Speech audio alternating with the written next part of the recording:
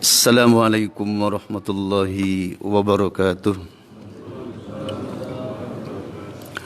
Innal hamdalillah nahmaduhu wa nasta'inuhu wa nastaghfiruh wa natubu ilaihi wa na'udzu bihi min shururi anfusina wa min sayyiati a'malina.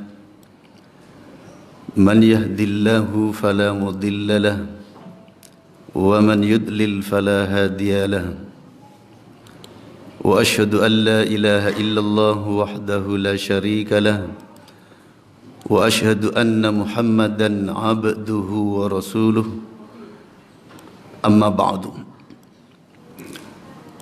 Kita lanjutkan kajian kitab Bulughul Maram. Kita telah sampai pada hadis yang ke-19 tentang kebolehan wadah-wadah. Wa an Abi Tha'labata Al-Khushani radhiyallahu anhu qala qultu ya Rasulullah inna bi ardi qaumin ahli kitabin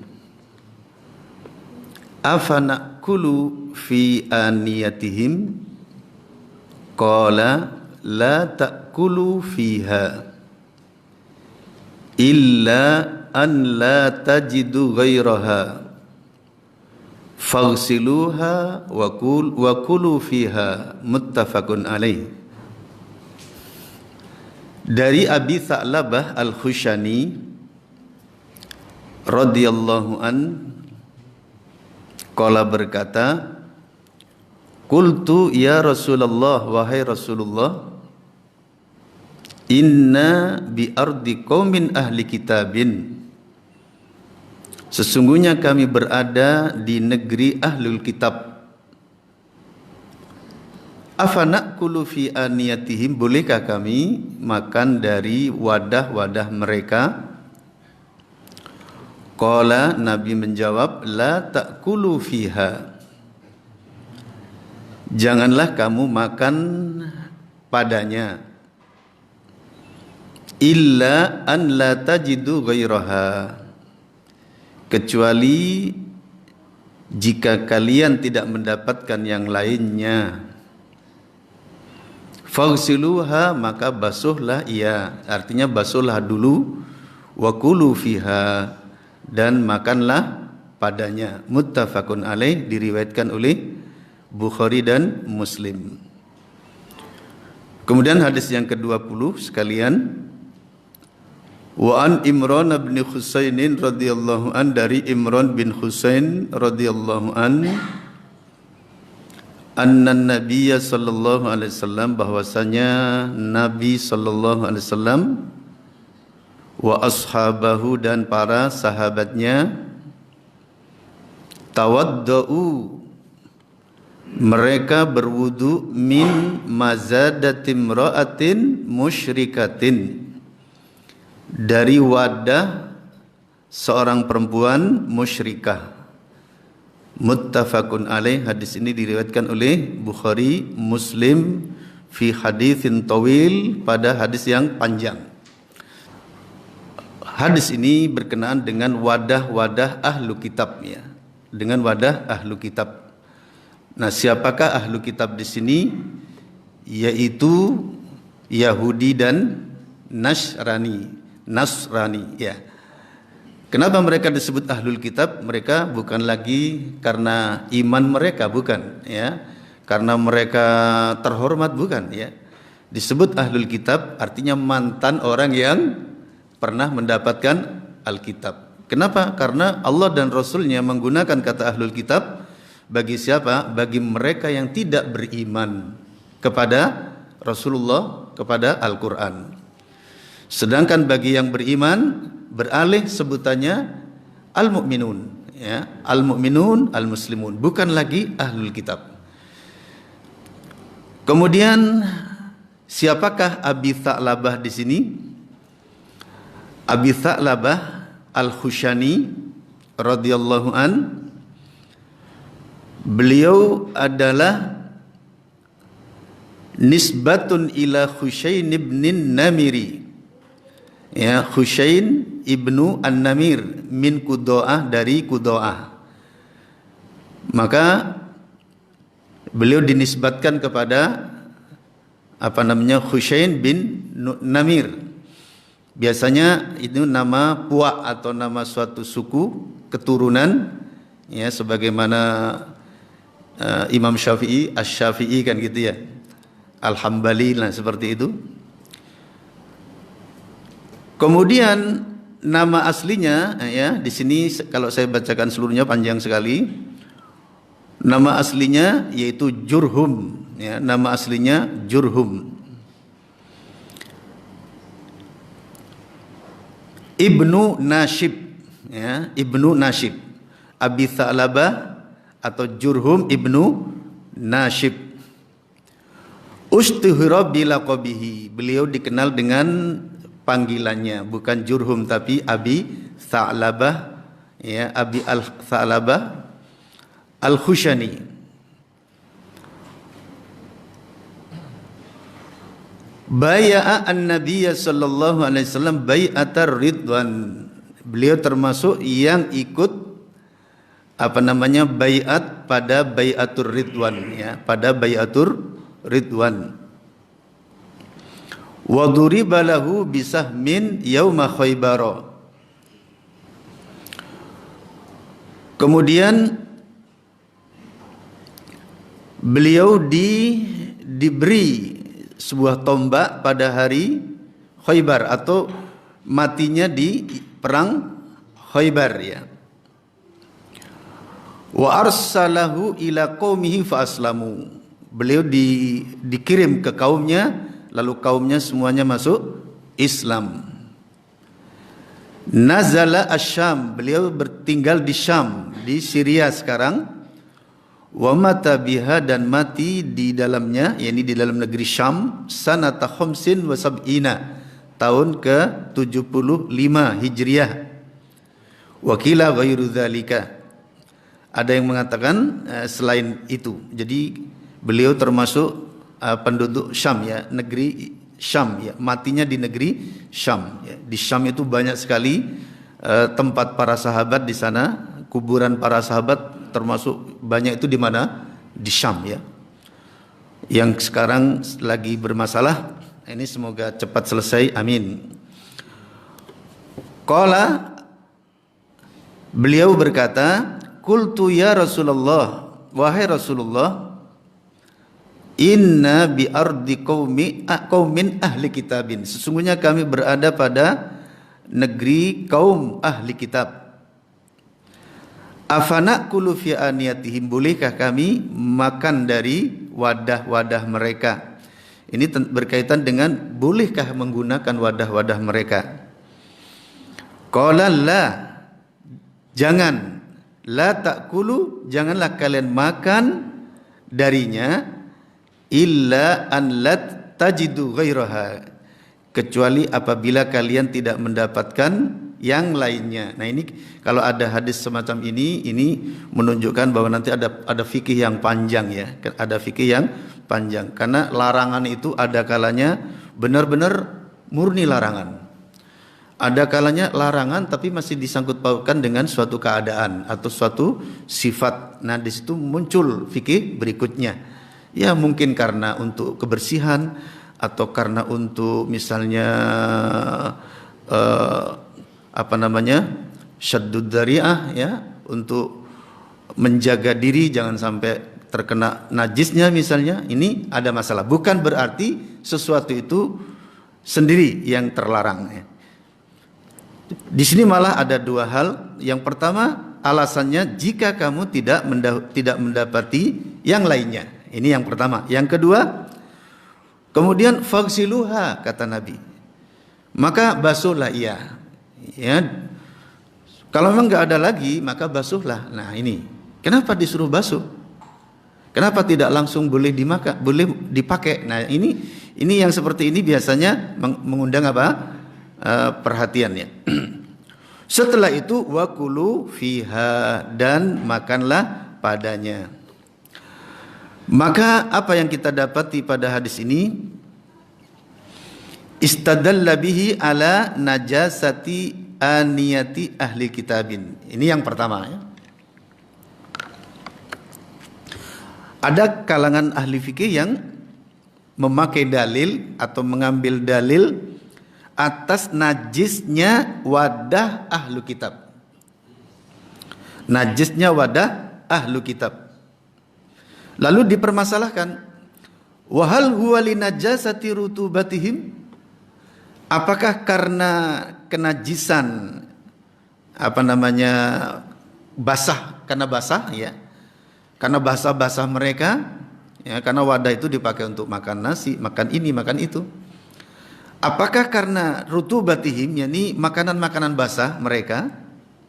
Alasannya, auli jawazi aklihim al-khinzira, atau karena mereka makan babi, wa syurbihim al-khamra, dan mereka meminum khamr, walil karoha, dan karena lil karoha. Nah ini masalahnya. Jadi orang-orang ahlu kitab baik Yahudi maupun Nasrani mereka makan babi, mereka makan minum khamr. Ya, padahal di agama mereka jelas terlarang ya. Jadi larangan minum khamr, larangan makan daging babi bukan hanya bagi umat Rasulullah sallallahu alaihi wasallam, tapi larangan Allah secara umum kepada manusia.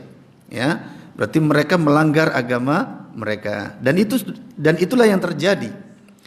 Maka alasannya di sini, apakah karena mereka makan babi, atau karena minum khamr ya, atau lil karoha ya, karena dilarang begitu aja. Maka zahaba ilal awal, berpendapat kepada yang pertama, yakni karena makan babi atau minum khamr, al-qailuna binajasati rutubatil kufar, yaitu orang-orang yang berpendapat tentang najisnya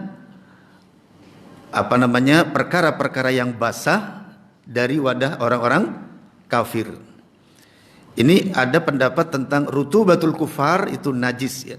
Ya termasuk wadah mereka, ya piring mereka, ya gelas mereka, ini rutubatul kufar. Ya termasuk onseng-onsengnya, ya, wacannya, macam-macam itu najis. Ini ada yang berpendapat demikian. Siapa di antara ulama yang berpendapat demikian? Wahum al-hadawiyah wal qasimiyah, yaitu mazhab al-hadawiyah, mazhab al-hadi, dan mazhab al-qasimiyah ya. Mazhab al-hadi ini termasuk yang menganggap bahwa itu najis. Kemudian al-qasimiyah juga menajiskan rutubatul kufar. Wastadallu aidan bidzahiri qoulihi ta'ala, dan mereka juga berdalil dengan firman Allah Ta'ala, innamal musyrikuna najasun, sesungguhnya orang-orang musyrik itu adalah najis, kata Allah Subhanahu wa Ta'ala. Pada surah apa ini? Pada surah At-Taubah ya, surah ke-9 ayat berapa? Ayat ke-28 ya. Di mana Allah berfirman, ya ayyuhalladzina amanu, wahai orang-orang yang beriman, innamal musyrikuna najasun, sesungguhnya orang-orang musyrik itu najis. Al-ayah. Cuma najisnya di sini najis maknawi, najis maknawi, najis secara makna, ya. Karena najis itu ada dua macam, ada najasatul hissiyah, ada najasatul maknawiyah, dan bisa diakses pada kitab Tuhurul Muslim yang ditulis oleh Syekh Wahaf Al-Qahtani yang barusan meninggal. Di kitab Tuhurul Muslim yang punya Maktabah Samilah, kitabnya kecil tapi sangat-sangat bermanfaat untuk masalah toharoh. Tapi masalah toharoh saja, tidak sampai masalah sholat dan lain sebagainya. Cuma menariknya di situ benar-benar masalah najis itu dibagi-bagi benar ya. Kemudian najis itu apa saja, ya, termasuk yang liurnya, kemudian apakah liurnya saja kalau anjing atau apa namanya kulitnya dan lain sebagainya, di sana dibagi-bagi. Nah, najis ada dua, yaitu najasatul khisyah yang bisa disentuh. Ya kayak apa namanya? Kotoran manusia itu khisyah ya. Yang bisa disentuh langsung. Kemudian bangkai misalnya, ini khisyah. Ada yang sifatnya maknawiyah. Di mana kalau khisyah hubungannya dengan zahir, dengan penampilan ya, sesuatu yang bisa disentuh. Makanya kemudian cara membersihkannya dengan apa? Dengan cara dibasuh ya, dengan cara dibasuh, yang berupa hadas dengan cara berwudu atau tayamum atau mandi jinabat. Ada kalau yang maknawiyah, an-najasatul maknawiyah, najis yang sifatnya hanya maknawi. Contohnya seperti apa? Najasatul orang di hati. Seperti apa? Najasatul syirki, najisnya kesyirikan. Wal hikdi, dendam kusumat ya. Wan nifaki, nifak. Kemudian apalagi al hikdi, apa namanya? Dendam, kemudian iri, hasad. Ini termasuk najis-najisnya hati. Yang dengannya hati menjadi kotor dan kalau tidak dicuci menjadi rusak. Terus gimana nyucinya hati? Ya, nyucinya hati di sini yaitu dengan cara islahul akidah, ya, memperbaiki akidah, ziyadatul imanan, ketakwaan kepada Allah, perbanyak amal soleh. Ini termasuk pencuci ya najis-najis yang ada di dalam hati. Nah, di dalam surah At-Taubah ayat ke-28 ini Allah menyatakan innamal musyrikuna najasun. Sesungguhnya orang-orang musyrik itu najis. Makanya di sini karena najis dan najis maknawi, nanti akan muncul lagi hadis yang kedua. Itu kalau pakai wadahnya gimana? Nah ini. Wa dhahaba ghairuhum min ahlil baiti, dan sebagian mereka dari ahlul bait berpendapat, bermadhab seperti siapa? Kal muayyad billah wa ghairihi, seperti al muayyad billah dan lain sebagainya.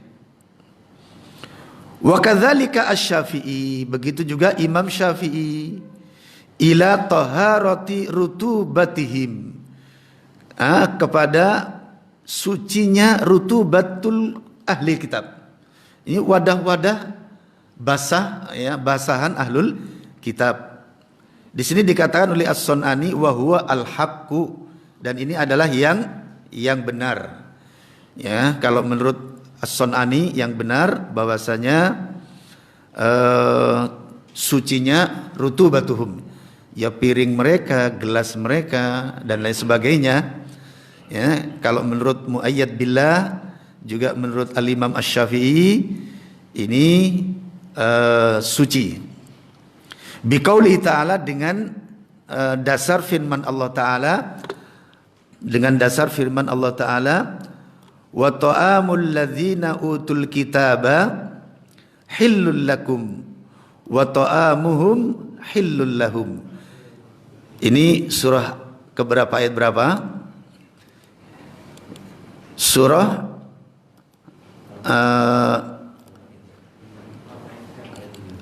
Al-Maidah ayat 5. Al-Maidah ayat 5, di mana Allah berfirman, al-yauma uhilla lakumut thayyibat, pada hari ini telah aku halalkan kepada kalian perkara-perkara yang baik-baik.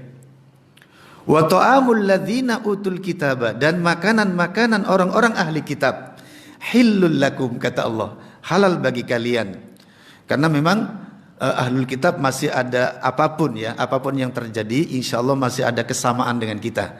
Contoh ketika menyembelih ya, insya Allah masih menyebut Allah gitu ya. Kemudian juga masih ada sunnah-sunnah yang dari Taurat maupun Injil yang mungkin masih dilakukan. Ya. Adapun kafir murni, apa ini kafir murni? Kafir murni ya kayak al-musyrikun selain mereka, ya termasuk yang menyembah-nyembah api, yang nyembah-nyembah berhala itu mereka sama sekali nggak nyebut Allah, ya, nggak ada sunnah nabinya yang ada pada mereka. Ya sudah, haram total mereka. Wa ta'amukum hillul lahum. Makanan kita boleh untuk mereka. Ya. Tapi saya katakan kalau saya sih ketika saya tahu mereka taat terhadap agamanya, ya. Ahlul kitab yang masih taat kepada agamanya, insya Allah masih ada sedikit sunnah yang menempel, ya. Tapi kalau sudah tidak taat kepada agamanya, jangankan mereka, orang Islam pun yang nggak taat, ya, kita nggak usah makan sembelihannya ketika tahu.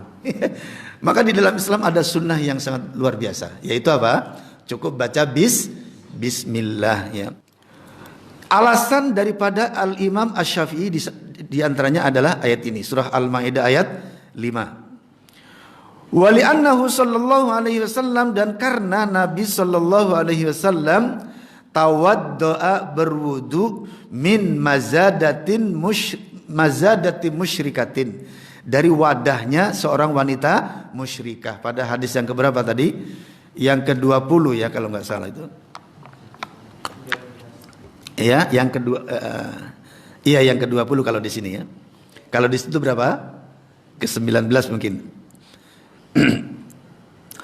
Karena Nabi pernah berwudu di wadahnya kaum wanita musyrikah. Nah ini masalah, ya. Makanya nanti kita akan sampaikan pada terus larangan memakai wadahnya Yahudi itu karena apa? Nah ini.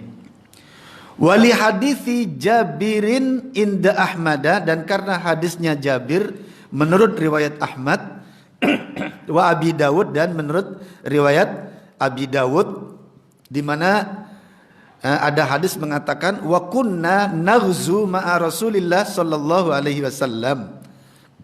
Kami berperang bersama Nabi sallallahu alaihi wasallam. Fanusibu min aniyatil musyrikina. Lalu kami mendapati wadah kaum musyrikin. Wa askiyatihim, dan gelas-gelas mereka, ya, tempat-tempat untuk meminum mereka. Wala ya'ibu dzalika alaina, dan Nabi tidak mencela hal itu atas kami. Nabi membiarkan. Nah ini, ketika para orang-orang yang ikut perang saat itu kemudian meminum dari gelas-gelas mereka, dari wadah-wadah minum mereka, ya, ternyata Nabi tidak mencelanya, ya, Nabi tidak melarangnya. Ini diantaranya. Wa ujiba bi anna hadza kana ba'dal istila'i wala kalama fihi. Dan dijawab bahwasanya hadis ini terjadi setelah al-istila, setelah penguasaan. Ya, ini setelah kaum kufar tadi dikuasai oleh kaum muslimin, otomatis akan menemukan banyak hal, ya, barang jarahan, ya, termasuk wadah-wadah mereka. Ini ternyata Nabi membiarkan, ya. Ini juga dijadikan acuan termasuk oleh Imam Asy-Syafi'i tadi, bahwasanya rutubatul musyrikin taharatun. Qulna, kami berkata, kata As-Sun'ani, fi ghairihi minal adillati ghunyatan anhu, ya, ini kami dan kami berkata, dan pada yang lainnya, di antaranya adalah ma akhrajahu Ahmadu, hadis yang diriwayatkan oleh Ahmad, min hadithi Anasin, dari hadisnya Anas, annahu sallallahu alaihi wasallam, bahwasanya Nabi sallallahu alaihi wasallam da'ahu Yahudiyun, pernah dipanggil oleh seorang Yahudi, ila khubzin syairatin, ila khubzi syairatin, untuk makan apa namanya ini, khubz itu nih, roti yang terbuat dari gandum, wa ihalati sanakhotin, dan dari makanan yang sudah berubah, mungkin basahnya, kekeringannya, dan lain sebagainya. Fa'akala minha, Nabi makan darinya. Nah, ini pernah Nabi diundang makan oleh mereka, Nabi makan, ya. Qala fil bahri, berkatalah musannif di dalam kitab Al-Bahr, lau harumat rutubatuhum, sekiranya haram rutubatuhum, wadah-wadah basah mereka, lastafadha bainas sahabati, maka hal seperti ini akan tersiar ya, akan tersebar di antara sahabat. Kalau memang seandainya memang ada pelarangan, mestinya sudah tersebar ya. Kenapa? Lastafadha bainas sahabati naklu tawakkihim laha, yaitu penyebaran berita itu ya, di mana Nabi misalnya menjaga jangan makan dari wadah-wadahnya misalnya, maka akan tersebar. Kalau memang Nabi pernah melarang, liqillatil muslimina hina idzin, karena kaum muslimin saat itu sedikit, otomatis kalau misalnya terjadi apa-apa seperti Nabi melarangnya misalnya, maka akan tersebar ya, akan tersebar. Ma'akatsrati isti'malihim, bersamaan dengan banyaknya penggunaan mereka terhadap wadah-wadah itu. Allati la yakhlu minha, yang tidak sepi darinya, artinya pasti terjadi, di mana malbusun ya, di antara wadah-wadah itu ada yang dipakai oleh mereka, wa mat'umun, ada yang dipakai untuk makan oleh mereka. Lah ini wal adatum fi mithli dzalika, dan kebiasaannya juga seperti itu. Artinya kalau memang seandainya dilarang, maka larangan itu sudah terkenal ya, sudah terkenal. Nah, ini yang menunjukkan kekuatan tentang pendapat Al-Mu'ayyid billah dan Al-Imam Asy-Syafi'i yang menunjukkan atas taharatu rutubatil kufar. Kemudian wal adatu fi mithli dzalika taqdi bil istifadah. Ya, adat kebiasaan juga seperti itu, di mana hal itu kemudian kalau memang iya maka menjadi terkenal ya. Kemudian qala, berkata musannif, wa haditsu Abi Sa'labah, sedangkan hadisnya Abi Sa'labah yang mengatakan apa? Hadisnya Abi Sa'labah itu tadi ya, yang mengatakan tentang bahwasanya kami berada di negeri Ahlul Kitab, lalu bertanya kepada Nabi, bolehkah makan dari wadah mereka? Maka Nabi memberikan solusi apa? Ya, jangan, kecuali kalau tidak ada yang lainnya. Kalau tidak ada lagi, baru solusinya apa? Dicuci ya, lalu dipakai untuk makan dengannya. Nah, ini maka di sini kita akan terangkan tentang wa hadisu Abi Sa'labah. Hadisnya Abi Sa'labah imma mahmulun ala karahatil akli fi aniyatihim lil istikdar, dibawa kepada kemungkinan dimakruhkannya, dibencinya makan dari wadah mereka karena kotor. Ya, karena kotor. Ini yang pertama. La likauniha najasatun, bukan karena dia najis. Jadi larangan di sini Nabi sampai katakan kalau nggak ada lain. Kalau ada lain maka pakai yang lain. Kalau nggak ada maka dicuci. Ini dibawa kepada pengertian iya lil karohah, ya, lil karohah, karena dimakruhkan, dibenci. Lil istighdar, karena kotornya.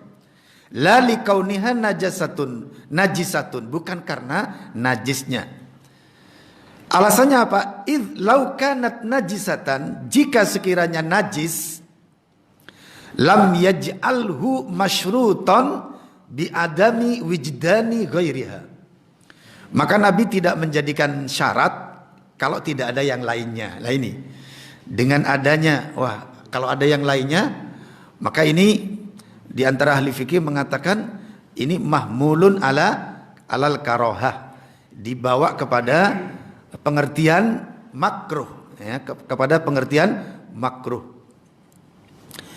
Idzil ina'ul mutanajjisu, karena wadah yang mutanajjis, yang najis, ba'da izalati najasatihi, setelah hilangnya najisnya, huwa wa ma lam yatanajjas ala sawa, maka dia sama dengan wadah-wadah yang lain yang tidak najis, yang tidak najis. Kalau sudah dicuci sama saja. Ini alasan yang pertama, lil karoha. Ya, lil karoha karena dimakruhkan. Kemudian alasan yang kedua, aulisad di dzari'atil muharrami. Ya, untuk mengantisipasi terjadinya masalah yang haram. Ya. Ya, dikhawatirkan nanti masih ada hal-hal yang haram. Karena wadah-wadah mereka tuh dipakai untuk soto babi, soto anjing. Pokoknya mereka tuh yang bisa disembelih dimakan oleh mereka. Ya. Kalau sudah makan babi, manusia itu kalau sudah makan babi, biasanya daging apa saja juga masuk itu. Daging apa saja masuk kalau babi sudah dimakan ini. Makanya kita dilarang ya, dilarang. Kemudian mungkin ada sedikit yang masih nempel, ya. Enggak apa namanya? Mungkin darahnya ada yang lengket. Mungkin di antara daging anjing tadi atau babi tadi ada yang lengket sehingga lupa enggak kena gosok. Nah ini saddan lidzari'ah, ya, dalam rangka mengantisipasi jangan sampai jatuh kepada al-muharram, kepada yang diharamkan. Ini di antara alasan.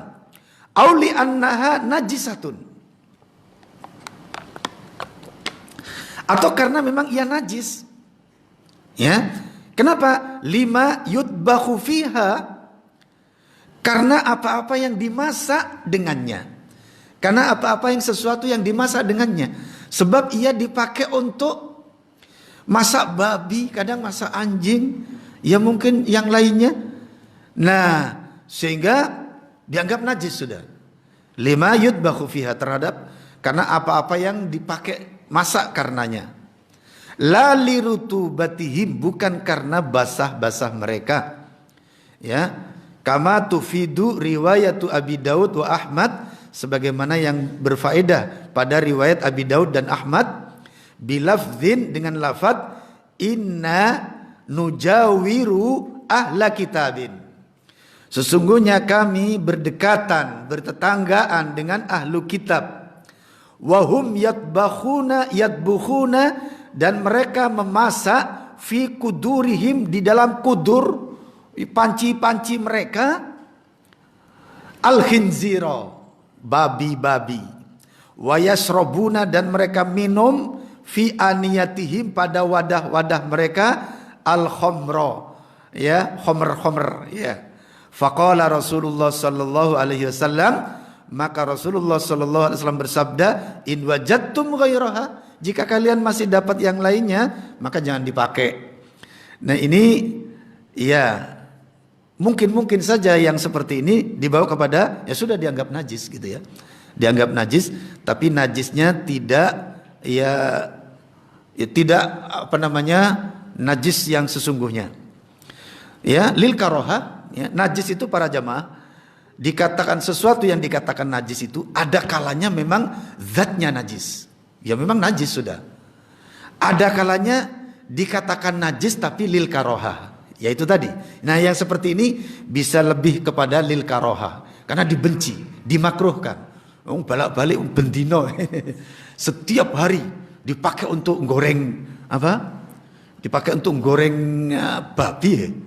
Nah, maka nanti seandainya dikatakan najis, najisnya apa? Lil karoha, bukan karena rutubatuhum tadi, bukan karena wajannya atau piringnya tersebut, tapi lil karoha.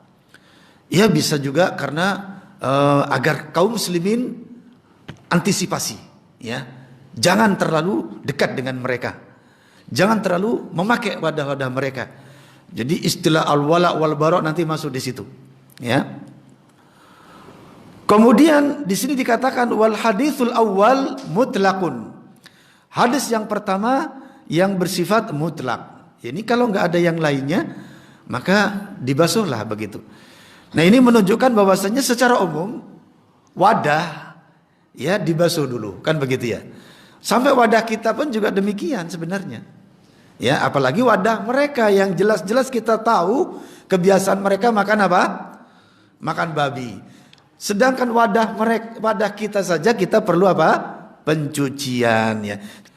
Kemudian apa makna daripada najis? Ya, an-najsu ini juga di dalam Tuhurul Muslim ya. Al-Qahtani itu juga dibahas bagus sekali para jamaah ya. Cocok untuk pemula belajar yang masih baru belajar bahasa Arab ini, baca kitab-kitab kecil itu cocok ya. Bahasanya enak. An-najsu lughatan al-mustakdzar.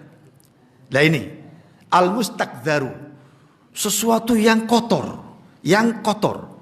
Najis itu maknanya al-mustakdzar, yang kotor. Ya.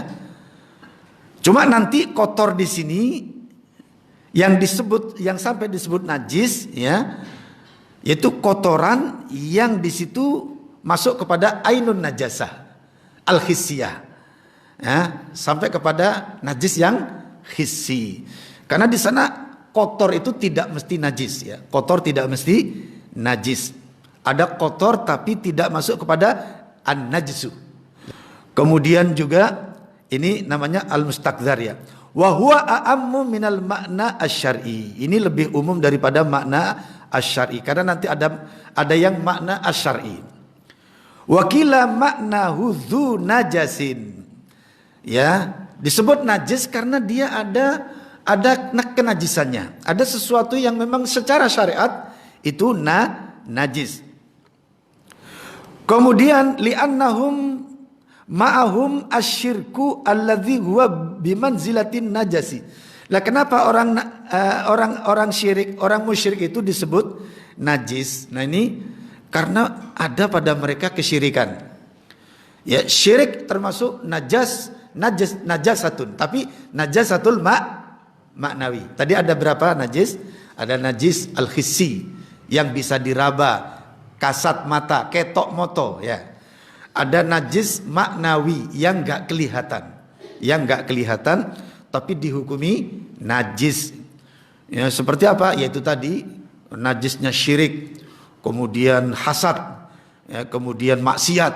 Ya, maksiat ini termasuk najisnya hati. Ya. Alladzi huwa bimanzilatin najasi, yang mana ia menempati tempatnya najis. Wali annahum la yatatahharuna, dan karena mereka tidak pernah bersuci. Nah di sini orang-orang musyrik dikatakan najis, mereka nggak pernah bersuci. Kalaupun bersuci, sah apa enggak sucinya? Kalaupun bersuci, yang enggak sah, mereka belum Islam. Mereka masih kafir. Kemudian wala yatajannabuna an-najasati, mereka tidak pernah menjauhi najis-najis. Ini najis apapun bagi mereka sudah familiar gitu loh. Fahiya mulabisatun lahum. Maka sesuatu yang najis-najis tadi yang terkadang campuran ini itu dipakai oleh mereka gitu. Ya, wa bihadza yatimmu al-jam'u baina hadza wa baina ayatil maidah. Maka sempurnalah antara hadis tadi yang mengatakan, yang menunjukkan lil karoha, dengan ayat yang mana menunjukkan najisnya najis maknawi, bukan najis apa? Hissi. Termasuk juga pada hadis yang ke-20 kalau di sini, di mana Nabi pernah pakai apa? Wadahnya kaum musyrikah ketika perang apa ini ya? Perang Khaybar kalau enggak salah ini ya. Kemudian Nabi tidak mendapat, para sahabat tidak mendapatkan wadah apa, lalu yang ada hanya wadahnya seorang wanita musyrikah untuk berwudu. Maka oleh Nabi dipanggil dan dipakai sehingga menjadi dalil bahwasanya mazadatum musyrikatin, wadahnya orang-orang musyrik itu tidak najis. Ya tentu para jamaah, kalau kita tahu bahwa ini sudah dipakai itu ya jalan keluarnya apa? Solusinya apa? Ya dicuci seperti yang dikatakan tadi.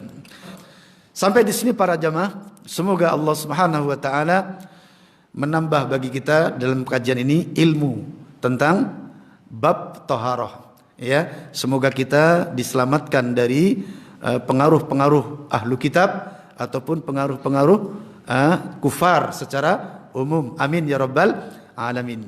Subhanakallahumma wa bihamdika asyhadu an la ilaha illa anta astaghfiruka wa atubu ilaik. Assalamualaikum warahmatullahi wabarakatuh.